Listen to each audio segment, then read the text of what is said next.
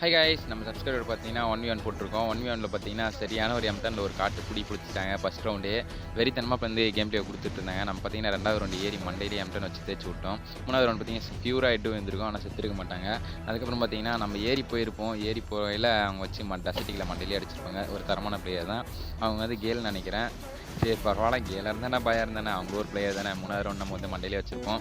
போட்ட வீடியோவில் சொல்லியிருப்போம் நம்ம கில்டுக்கு வந்து ஆல்ரெடி எடுக்கிறோன்ட்டு. அதுக்கு 2 ரூல்ஸ் சொல்லியிருப்பேன். 2 ரூல்ஸ் பார்த்தீங்கன்னா கேம் ஃபாண்ட் தான். நேம் ஃபாண்ட் வந்து ஜேஆர்ன்ற ஃபாண்ட் வந்து நீங்கள் பேருக்கு முன்னாடி வைக்கணும். இன்னொன்று பார்த்தீங்கன்னா நீங்கள் வந்து க்ளோரி, அதாவது வந்து கில்டு க்ளோரி வந்து ஏற்றணும். அவ்வளோதாங்க, வேறு எதுவுமே இல்லை. நமக்கு வந்து சாட்டர்டே சண்டே மட்டும் வந்து பார்த்தீங்கன்னா கில்டு வார் ப்ளே பண்ணுற மாதிரி இருக்கும். லெவல் வந்து எந்த லெவலாக இருந்தாலும் பரவாயில்ல, ஜாயின் பண்ணிக்கங்க. நீங்கள் வந்து ஜாயின் பண்ணுறது வந்து உங்கள் நேம் வந்து எனக்கு தெரிய மாட்டேது. நீங்கள் வந்து என் இன்ஸ்டாக்கு வந்து ஒரு மெசேஜ் பண்ணுங்கள், உங்கள் கில்டுக்கு ஜாயின் பண்ணணும் ப்ரோ, இந்த மாதிரி உங்கள் பேர் இந்த யூஐடி வந்து அனுப்புங்க. கண்டிப்பாக நான் உங்களுக்கு ரிக்வஸ்ட் கொடுத்து நம்ம கில்டு ஜாயின் பண்ணி விடுவோம். சரி காய்ஸ், இந்த மாதிரி நம்ம கூட வந்து 1v1 ப்ளே பண்ணால் நமக்கு கமெண்ட் செக்ஷனில் கமெண்ட் பண்ணுங்கள். Okay, bye guys.